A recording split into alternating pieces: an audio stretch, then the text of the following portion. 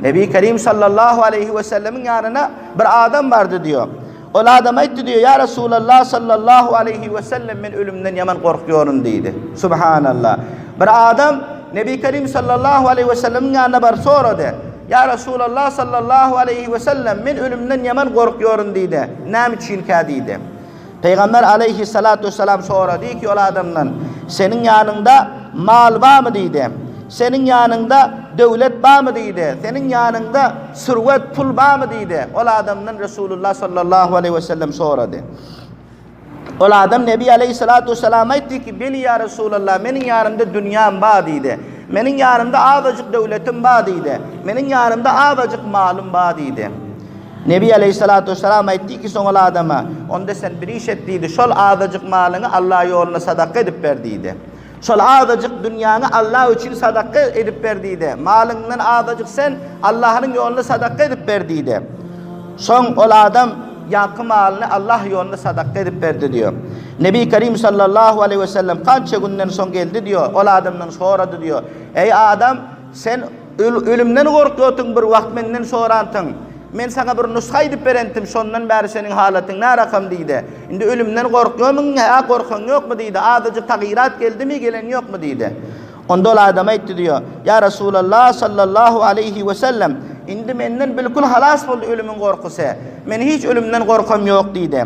Indi men deydi, menin yüreğim şunu hemişe hallıyor deydi. Ki men deydi, ahiret barsam, kimenin hemişe yüreğim deydi, ahirete taraf oluyor deydi. O dünya taraf oluyor deydi. Allah'ın yanına oluyor deydi. Şimdi ben ölümden korkum yok, benim yüreğimde hiç ölüm kalmadı deydi. O adam Nebi Kerim sallallahu aleyhi ve sellem koşuyor deydi. Peygamber aleyhissalatu vesselam ayettiler son karan. Peygamber aleyhissalatu vesselam ayetti ki insanın yüreği olacağı duruyor deydi. Örde insanın malı bab olsa, insanın dahiresi bab olsa deydi. Ana şol cayda insanın yüreği toktaşıyor deydi. Ama senin sermayen ey adam deydi. Indi ahirete iyi verdin sermayanı deydi. Şol cayetten indi sen ağla barasın geliyor deydi. Sen deydi o dünya barasın geliyor, sen ölümden korkun yok deydi. Bunun vecüsü ki sen sermayanı da ahiretlik ettin deydi. Sen malın sadaka edip verdin ahiret için. Indi bu dünyada senin sermayan kalmadı. Senin yüreğin toktaşmıyor deydi. Sen ölümden hem korkmuyorsun deydi. Sen sermayanı ahiretlik edip verdin. Indi ahirette senin alında var, şuna barasın gelip durar senin. Senin dünyada durasın gelmiyor deydi. Kara onda Müslümanlar, sadaka vermeklik bilen bir adam, yaxşı amel etmeklik bile bir adam, onun ahirete muhabbeti diyat köp oluyor eken, Allah'a muhabbeti diyat köp oluyor eken. Nem için ol bendanın itimadı va, yakini va, ki bana Allah ahirette ecrin verer. Dünyada sadaka versem Allah ahirette ecrin verer. Dünyada ben yaxşı amel etsem ahirette Allah bana yaxşı ecrin verer. Onun için ol adam son hiç korkunuyor ol ahiretten. Ol adam hiç ölümden korkunuyor. Onda bir ölüm ki biller korkuyor ekenik, onun sebebi ne meken Müslümanlar, onun veci ne meken, onun vecüsülerken biller yaxşı amel edemiyor ekenik. Biller yaxşı amel etsek, biller anaya amel etsek, biller ölümden korkacak kal ekenik. Ki Resulullah sallallahu aleyhi ve sellem bunu bir adama talim verdi. Ama bu talim amen billere hem bolup geliyor. Yine ediptirler ki, sadaka vermeklik bile insanın ömründe bereket diyat olur diptir. Subhanallah. Bir insan sadaka verse, Nebi Kerim sallallahu aleyhi ve sellem ayettiler, onun malına Allah Teala bereket koşmalı. Onun malı kemelmiyor deydi. İkilenci eğer bir insan sadaka verse, onun ömrü bereketli olacakken Müslümanlar. Allah Teala onun ömrüne bereket verecekken. Ki biller bugün sadaka veriyoruz. Şu veriyor sadakalarımızda Allah kança belalar billerden uzak edip oturandır. Kança müşküller billerden uzak edip oturandır. Biller bilemiyor onu. Resulullah sallallahu aleyhi ve sellem diyor, sadakanın özü belaları kaytarıyor diyor. Gelecek belaları sadakanın özü kaytarıyor diyor. Şunun için öndeki yaxşı kişiler ketel bolsadan dayaklere barmadan evvel sadaka verip veriyorlar. Ya şunun şekilde bir yere safara gidecek bolsa da hem sadaka verip gidiyorlar. Tayin ki billerin safarımız yaxşı bolur yanak, ketelimiz yaxşı bolur yanak deyip. Ama bugün biller kesel bolan suratımızda likha pul harcayıp dayaklere varıyoruz. Ama bir sadaka verebilemiz yok biller. Ya bir malı Huday Teala'nın yolunda soyup biller sadaka verebilemiz yok biller. Ne için amala malımız kemelacak yanak, hamala devletimiz kemelacak yanak ol değil. Yaxşı ulamalar, yaxşı selepler, önde kötü giderler, keselleri bolan suratında Yani bir ilaç keseli olan suratında şolar sadaka berip kesellerine deriyetçi oturlar şonun şifa tapmaklığını diyen. Olar yaxşı görüyor malları sadaka veriyorlar. Anasın şöyle onların köpbelan keselleri hem şifa taptı. Hatta ulamalar etiyor ki bir alemin öz kıssasına edip veriyor.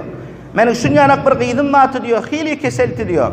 He doktora bardım diyor. Hiç doktor bana kemaya etmedi diyor. Bilahire doktor menin gıydımın keselini tapmadı. Muayene edip gördü, her rakam edip, lekin keselini tapmadı. Bilahire men diyor, bir anayı bilen malım matı diyor. Şol mal köp bir yaxşı becerentim.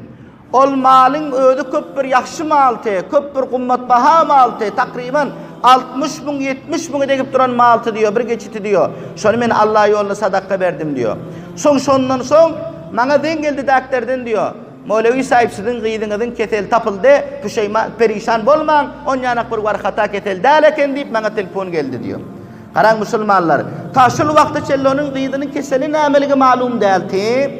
Lakin Allah Tebarek ve Teala şol sadakanın bereketinden nametti. Onun keseline şifa, onun derdine şifa bolmaklar on der yayılandırdı. Pes malum oluyorunda Müslümanlar, sadaka vermeklik köp yaxşı bir nimet eken. Sadaka vermeklik öyle köp bir yaxşı ulakan kummatbaha nimet eken. Ki billerin her bir müşkülümüzü götürüyor sadakanın öyle. Billerin her bir tekliflerimizi götürüyor. Şunu şir kitaplarda geliptir ki bir adamın vakiyesi. Bir adam diyor, safar etmeli oldular diyor. Safara çıktılar, bunun enesi aytıyor ki, sen Allah yoluna oğlum her vakit safara çıksan, bir narsan harç et deyip bunun enesi aytıyor eken diyor. Son yaka Allah Teala'nın yakşı görüyorsun bendesi diyor, safara irade ettiler diyor. Safara irade eden pilla, ol zat nani botitular diyor. Bir geday geldi işiginden diyor, geday gelenden son sol gedaya ol iyi oturan nanını verdiler diyor. Yani iyi oturan nanını sol dilekçilik edip gelen gedaya sadaka edip verdi diyor. Vaktiki yankı adam öyünden çıktı diyor, safar etmeklik için. Son safar etmeklik için öyünden çıkandan son yolda diyor bir yılan bağ diyor. Ol yılanı hem onun ayağı bastı diyor. Yılanı ayağı bilen bastı, ayağının astında kaldı yılan. Şimdi bu hili perişan oldu diyor. Meni bu yılan çakasına rakam olar. Bu yılan men çakasa bana azar verir. Menin ölmeme sebep olar deyip hili perişan oldu diyor. Son yankı adam iyide kayıttı diyor, bir adam iyide vurdu. Yılan ayağının aşağından kaçtı ki yılan onu çakmadı. Vaktiki yılanı vurdular. Ulandan sonra onun ağzı bent dururken çokmaklıktan. Görseler onun ağzında bir lokma nan var eken diyor. Şol nan bilen onun ödü çakabilmeyen ağzını bentlap dururken şol nan diyor. Ulamalar etiyor ki yankı insanın vakti diyor, kolay gelin ölmeklik vakti. Lakin şonun beren sadakası sebep oldu. Şol yılanın ağzını bent etmeklige, yılan anı çokup bilmeyişliğine, ana ol adamın ödü şöyle ölümden ödü kaytardı, ölümden ödünü sakladı, ölümden kaldı diyor.